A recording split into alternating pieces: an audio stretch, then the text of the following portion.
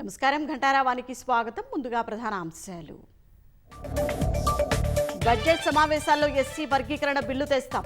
మంత్రివర్గ విస్తరణపై రాహుల్ గాంధీతో చర్చించలేదన్న సీఎం.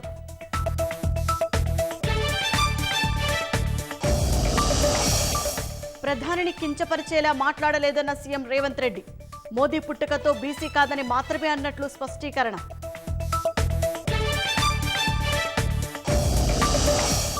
కాంగ్రెస్ పాలనలోనే మోదీ కులాన్ని బీసీలో చేర్చారన్న కిషన్ రెడ్డి. ఎమ్మెల్సీ ఎన్నికల్లో ఇదే అంశంపై రెఫరెండంకు వెళ్దామని సంజయ్ సవాల్. ఎస్ఎల్బీసీ డిండి, పాలమూరు, రంగారెడ్డి పనుల్లో వేగం పెంచండి.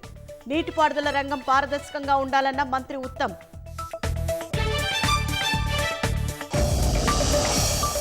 రంగారెడ్డి జిల్లా కాటేదాన్లో అక్రమ నిర్మాణాల కూల్చివేత.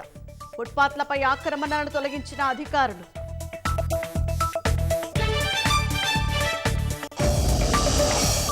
మణిపూర్లో రాష్ట్రపతి పాలనను నిరసిస్తూ మహిళల ర్యాలీ. శాంతిని పునరుద్ధరించాలని ప్లకార్డులు ప్రదర్శిస్తూ నిరసన.